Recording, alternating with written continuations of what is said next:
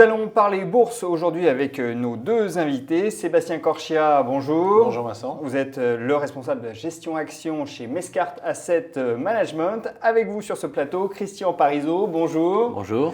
Alors vous êtes le chef économiste d'Aurel BGC. Alors messieurs, nous connaissons en ce moment sur les marchés actions de véritables montagnes russes. À l'appui de cette affirmation, le CAC 40, l'indice a décroché de plus de 16% entre le 10 août et le 24 septembre. Et depuis lors, il a repris 8% environ. Alors la question, elle est double. La correction boursière est-elle achevée et se dirige-t-on vers un rallye de fin d'année? Ou bien sommes-nous dans un simple rebond technique avant une nouvelle baisse des cours? Christian. Alors j'ai un problème parce que je suis plutôt optimiste sur la bourse, mais là on a rebondi sur de mauvaises raisons pour moi, donc on est toujours un peu pris entre deux feux. Non, je pense qu'aujourd'hui très clairement il y a un problème de scénario, c'est-à-dire qu'aujourd'hui il y a vraiment un risque sur les émergents, hein. On l'a vu, on a révisé à la baisse la croissance mondiale, on perçoit véritablement que ce qui s'est passé sur le dollar, la volatilité du dollar a beaucoup affecté des économies émergentes. Alors jusqu'à maintenant c'était pas grave, hein, c'était cantonné à quelques économies producteurs de matières premières, mais aujourd'hui on voit que ça se diffuse et on voit que même la Banque centrale américaine s'inquiète de cette diffusion sur l'économie américaine. Et donc aujourd'hui, on est pris un peu entre deux feux. C'est-à-dire qu'on a le sentiment qu'on a des statistiques qui ne sont pas trop mauvaises sur les pays développés, mais qui pourraient être contaminées aujourd'hui par ce qui se passe dans les émergents. Notamment, on a vu durant le mois d'août des craintes sur la Chine. Et là, on le voit aussi sur des craintes dans d'autres pays émergents. Alors ça, c'est le constat, mais la prospective. Alors, voilà. Alors, si on regarde la prospective, il y a deux choses qu'il faut se poser, parce que comme toujours, c'est est-ce que le marché a été trop noir? Donc notre sentiment que sur la Chine, sur pas mal de pays, le marché s'est montré excessivement noir, notamment durant le mois d'août. Mais maintenant, le problème aussi, c'est qu'on voit que se greffent dessus les inquiétudes autour de la Banque centrale et qu'on est remonté essentiellement sur l'idée que la Banque centrale ne fait rien. Alors moi, mon sentiment, c'est que la Banque centrale va faire quelque chose parce qu'elle est confiante, justement, et qu'elle va montrer que cet effet émergent sera limité en termes d'impact. Alors, la Banque centrale américaine. Voilà, la Banque centrale américaine. Donc, ce qui fait qu'on va avoir beaucoup de volatilité. On va peut-être avoir encore une petite baisse parce qu'on a remonté sur de mauvaises raisons. Mais je pense que fondamentalement, la Banque centrale, si elle monte ses taux, ça sera un élément rassurant et qui montrera que les effets contagion et que l'activité reste forte. Mais on reste quand même dans des marchés assez volatiles. Et puis il faut être honnête, c'est du bruit, hein. On reste encore dans du bruit puisqu'on reste encore sans grande directionnelle globalement. Mais le cap est plutôt sur un rebond dans les prochains mois. Ça, c'est votre scénario. Est-ce que vous partagez cet optimisme, Sébastien? Écoutez, il y a des choses que je partage, en tout cas, c'est le fait que la hausse soit faite sur de mauvaises raisons. En tout cas, je parle de la hausse très récente qu'on peut appeler corrective, en fait, de la baisse du mois d'août. Si je regarde bien, j'ai des marchés qui utilisent des arguments qui sont presque à l'inverse, je veux dire des arguments à qui on peut faire dire ce que l'on veut. Quelques jours encore, on nous expliquait qu'il fallait absolument que Mme Yellen remonte les taux et elle ne l'a pas fait et la bourse n'a pas apprécié. Et finalement, maintenant, c'est la bourse qui demande quelque part à la Banque centrale de ne surtout pas les remonter, en tout cas qui espère et qui pense qu'elle ne va pas le faire. Et ça lui plaît. Alors, vous voyez déjà, rien que là, on peut se demander qu'est-ce que veulent les marchés en définitive.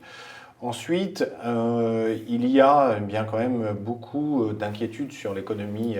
Alors beaucoup d'inquiétudes, le mot est peut-être un peu fort, mais des raisons de douter en fait de la force de l'économie américaine dans le court terme, avec finalement l'impact du monde émergent. Alors ça peut être la Chine et ça peut être d'autres pays. Et finalement, j'ai l'impression que la Fed est dans un corner. C'est-à-dire que si elle remonte les taux, on va l'accuser de les remonter à un moment où l'économie américaine présente quelques signes de faiblesse et si elle ne les remonte pas, on va se dire qu'elle ne les remonte pas parce qu'elle a peur effectivement de cette faiblesse qui pourrait perdurer. Et si c'est vrai, ça veut dire dans ce cas-là qu'un Wall Street qui n'a quasiment pas lui bougé, 2000 points sur le S&P, ça veut dire qu'instantanément il est trop cher.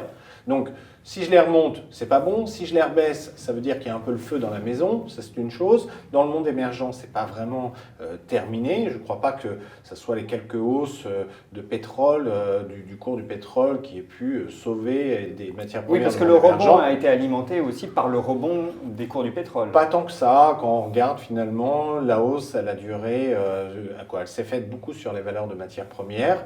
Elle s'est faite à un moment où finalement les cours du pétrole avaient déjà touché un point bas au mois d'août, et pas là. Et finalement, cette hausse de ces derniers jours sur le pétrole, elle est limitée. Idem sur les indices de matières premières. Donc, je pense que ça s'est fait à un moment où on a trouvé un prétexte qui était de dire la Fed ne veut pas agir, donc le dollar à rebaisser et vous savez qu'il y a un lien, une corrélation entre cours du dollar et cours des matières premières. C'est plus ça, hein. C'est pas le cours intrinsèquement des matières premières. Vous êtes en train de nous dire, comme Christian, qu'on serait monté sur de mauvaises raisons. Très bien. Oui. Mais la suite du scénario, quelle serait-elle ?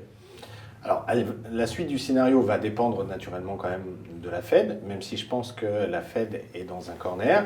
Et puis, le juge de paix, à mon sens, ça va être la publication des résultats. Ce sont les entreprises qui vont mettre la balle au centre et qui vont nous dire est-ce qu'elles sont, oui ou non, touchées par ce ralentissement émergent, notamment aux États-Unis.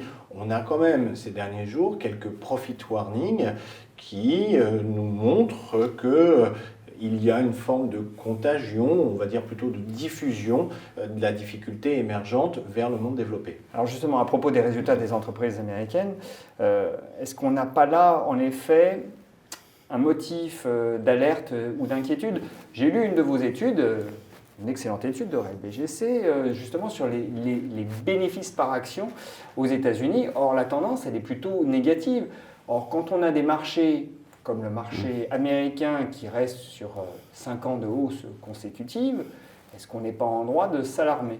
Alors ça explique en grande partie pourquoi le marché américain est si sensible à ce que va faire la Banque centrale américaine. Parce que sur le fond, on pourrait dire la Banque centrale va monter ses taux de 25 points de base. Est-ce que ça va pas changer l'économie américaine, ça change pas le monde complètement.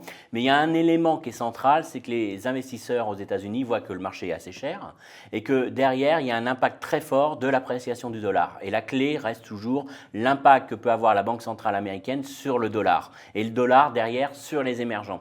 Je vous prends un exemple, si la Banque centrale américaine monte que de 25 points de base, mais d'un seul coup, ça incite les gens à acheter du dollar, ça va faire monter le dollar fortement, et donc là, ça va tout de suite peser sur les résultats des entreprises américaines. Et donc le statu quo, le fait, ce qui explique ce rebond de court terme, c'est de dire finalement, si elle ne fait rien, on enlève ce risque dollar. Et puis deuxième chose, si le dollar monte, les matières premières vont rechuter, forcément, hein, c'est cette corrélation de marché, convention de marché, elle ne me plaît pas économiquement, mais en tout cas, elle existe sur les marchés aujourd'hui. Donc si le dollar monte, les matières premières rechutent, ça accentue le risque émergent parce que tous les pays émergents producteurs de matières premières vont encore voir des sorties de capitaux de leur pays de défiance vis-à-vis de leur économie et donc ça accentue ce risque émergent et ce risque de contagion. Donc on voit qu'il y a quand même une énorme sensibilité de Wall Street par rapport à la thématique, mais qui n'est pas forcément une thématique Fed en tant que telle, qui est plus une thématique dollar à mon avis.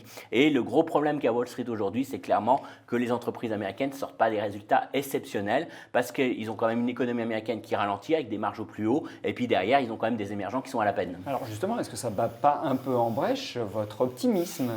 Alors oui et non, c'est-à-dire que c'est toujours parce pareil. Que si Wall Street est surévalué et doit corriger, je ne vois pas comment les marchés européens et le marché parisien notamment pourront résister. C'est là où c'est compliqué parce que c'est vrai qu'il n'y a pas de bonne solution autour de la Fed, autour du dollar. Donc moi, dans mon hypothèse centrale, c'est que la Banque centrale américaine dit « je lève mes taux ». Donc j'enlève cette incertitude, mais derrière, elle réussit à communiquer sur le fait qu'elle va prendre vraiment tout son temps pour lever ses taux. Elle est crédible là-dessus. C'est-à-dire que si elle réussit, la passe d'armes, de lever ses taux et derrière d'éviter une surréaction du dollar, ça va un petit peu dégonfler un petit peu ses inquiétudes, ses incertitudes. Vous avez vu qu'à Lima, lors de la réunion du FMI, beaucoup de banquiers centraux de pays émergents, ils disent « enlevez-nous cette incertitude ». C'est-à-dire qu'aujourd'hui, très clairement, il y a quelque chose qui pèse sur la croissance mondiale, qui est de dire je ne vais pas dans les pays émergents, je ne vais pas investir dans les pays émergents tant que la Fed n'a pas réagi sur ses taux directeurs. Alors ça c'est intéressant parce que vous parlez tous les deux beaucoup des États-Unis, vous me parlez beaucoup de la Fed, mais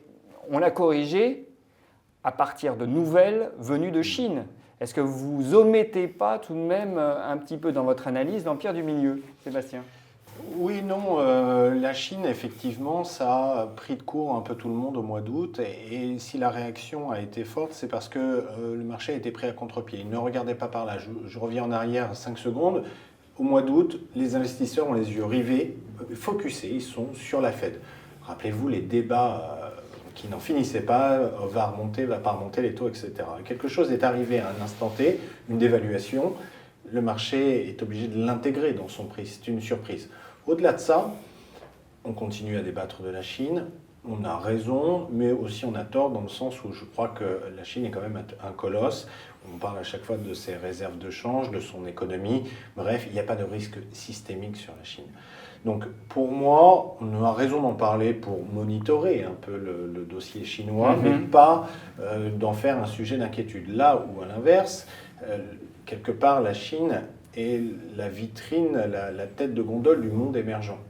Mais il y a d'autres pays derrière la Chine qui sur lesquels les marchés ne s'interrogent pas plus que ça, et sur lesquels, à mon avis, il y a une problématique. Je pense notamment au Brésil. Et je regarde quelques indicateurs. On parlait pour les entreprises de dire que ça allait être le juge de paix, et ce qui m'intéresse à Wall Street, c'est regarder le niveau des yields, le niveau des hauts rendements. Je vois que les actions ne baissent pas ou montent un peu, mais je vois aussi que les taux à haut rendement montent, ce qui montre qu'il y a un risque quelque part qui n'est pas pris en compte par les marchés actions. Ce que vous dites, le marché de l'obligataire à haut rendement aux États-Unis est sur des taux très élevés. C'est un marqueur en fait d'un risque, et finalement il y a un décalage avec divergence. Avec la bourse qui est les taux plus hauts. Voilà. Et sur les pays émergents, pour revenir au sujet, on peut trouver aussi des marqueurs comme ça. Et sur le Brésil, il y en a, c'est les fameux CDS. Et quand vous prenez... Alors les CDS, ce sont des assurances. Ce sont des assurances contre le risque de défaut, pour faire simple. Et si vous prenez les CDS, par exemple, du Brésil, il y a encore quelques jours, ils étaient à des niveaux plus élevés, très élevés, pardon. Et particulièrement si vous prenez le CDS de Petrobras, entreprise emblématique du Brésil dans le monde du pétrole, on avait des CDS il y a quelques jours à presque 1000. Ce sont les niveaux de la Grèce avant son implosion, si vous voulez.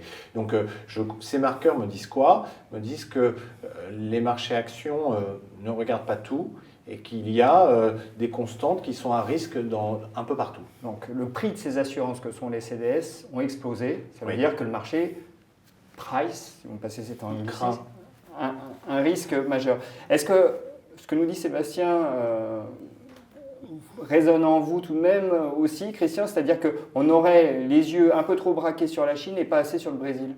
Alors, je suis entièrement d'accord sur le fond, sur l'aspect, le Brésil, c'est l'économie émergente la plus fragile en ce moment. Alors pourquoi? Parce que défiance politique, et puis ils sont à un scénario à la grecque. Alors ça rejoint le niveau de valorisation, peut-être que le marché ne se trompe pas à ce niveau-là. Pourquoi? Parce qu'aujourd'hui, vous avez eu un choc très fort sur le réal brésilien qui s'est fortement déprécié, ça a fait fortement monter les prix à l'importation, ça a généré de l'inflation dans l'économie brésilienne qui a affecté le pouvoir d'achat des ménages. Face à ça, la Banque centrale du Brésil a monté ses taux directeurs. Aujourd'hui, ils sont à 14,25. C'est quand même énorme, 14,25. Bon, jusque-là, on va dire que c'était une situation assez classique qu'a connu beaucoup de pays brésiliens, beaucoup de pays émergents. Là-dessus, problème, c'est qu'on a une défiance vis-à-vis du budget brésilien. On a aujourd'hui l'État brésilien qui veut vraiment dégager un excédent primaire de 1,5 point de PIB. Donc aujourd'hui, moins de rentrée fiscale, je coupe dans les dépenses.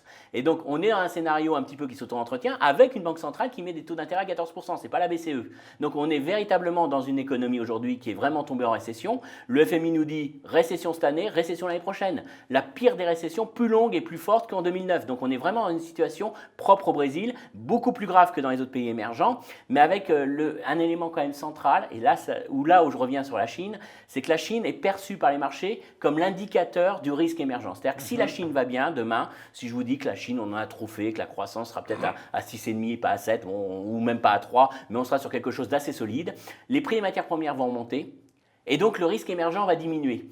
Et derrière, vous aurez aussi un retour de confiance vers le Brésil. Mais c'est vrai qu'aujourd'hui, très clairement, s'il doit y avoir une crise des émergents, pour moi, le maillon faible, c'est le Brésil. C'est le Brésil, ça peut être de là, et ça peut très très vite contaminer toute l'Amérique latine. Et si l'Amérique latine est touchée, n'oubliez pas que les États-Unis sont beaucoup plus sensibles que l'Europe au commerce avec l'Amérique latine, et donc ça affectera derrière les perspectives de croissance sur les États-Unis. Donc ça peut être l'origine d'une crise des émergents, mais je le sous-pondère pour le moment, parce que je pense que les marchés ont été trop noirs sur la Chine, et la Chine va rassurer, et derrière, ça rassurera sur les émergents dans leur globalité. Alors, on arrive au terme de cette émission. Sébastien, vous, quel est votre scénario et votre préconisation quant à la stratégie d'investissement? Mon scénario, c'est que toutes les données n'ont pas été prises en compte, ou en tout cas, il y a encore des inconnus. Je vous ai cité soit le Brésil dans le monde émergent, soit le niveau des high yield aux États-Unis, mais même un peu en Europe.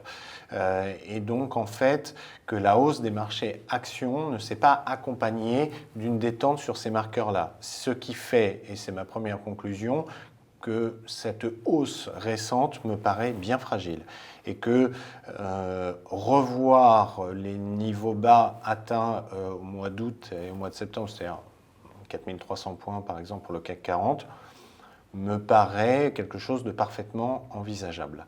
Et que peut-être ce qui peut aider à le refaire, ce seront les publications de résultats aux États-Unis qui montreront que oui, comme on a eu tous les profit warnings qu'on a pu entendre sur de grosses entreprises, Caterpillar ou autres, qu'il y a un problème de valorisation. Donc on a besoin de revenir un peu en arrière en valorisation, plus aux États-Unis qu'en Europe. Au-delà de ça, au-delà de cette période qu'on peut étendre par exemple jusqu'à fin novembre, au-delà de ça, on a quand même beaucoup d'éléments. Je partage l'avis sur la Chine. Je pense aussi qu'il n'y a pas de danger, que la BCE sera là et qu'in fine, la Fed a besoin de restaurer sa crédibilité et que va reprendre le leadership par rapport au marché. Elle ne va pas se laisser imposer sa loi par les marchés et qu'in fine, on peut revenir à une fin d'année, début d'année bonne, voire très bonne, c'est-à-dire les niveaux présents et plus élevés, 4007, 4009.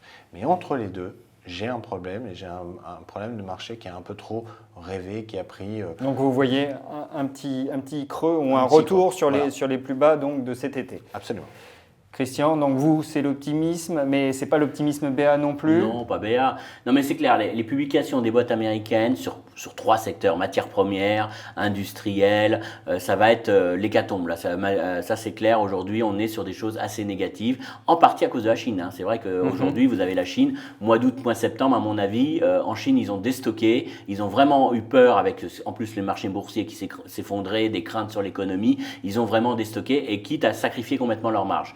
Donc on va avoir une thématique émergente qui va lourdement peser, on l'a déjà vu avec Alcoa qui a publié, Yum Brandt, donc il y a une thématique qui est très très négative. Maintenant, comme toujours les marchés, la question c'est est-ce que ce qu'on voit au 3e trimestre n'est pas déjà le point bas? Et si derrière vous avez quelques statistiques qui vous montrent que la Chine repart, si vous avez des annonces du gouvernement chinois pour relancer, ça va détendre un peu la perspective, à dire bon, le risque émergent n'est pas si fort que ça, la Chine a certes ralenti mais ça revient, ça va repartir et on va avoir le syndrome j'achète au plus bas. Donc c'est ça un peu, moi ce qui me fait un peu peur, c'est le côté, je pense que les publications vont être très mauvaises, le scénario est assez noir à court terme sur les entreprises, mais derrière on a une possibilité de rebond sur pas grand chose, je l'avoue, sur des enquêtes PMI, sur des données chinoises, mais qui pourraient rassurer et derrière ça pourrait laisser de la marge un peu à la Fed aussi en disant, vous voyez tout ce qu'on vous a dit, il n'y a pas d'effet contagion, c'est pas si grave et on peut commencer à normaliser et l'économie américaine est solide. Donc c'est ça un peu mon scénario, mais je suis d'accord, c'est du psychologique, c'est très compliqué à appréhender parce que entre le scénario très noir et le scénario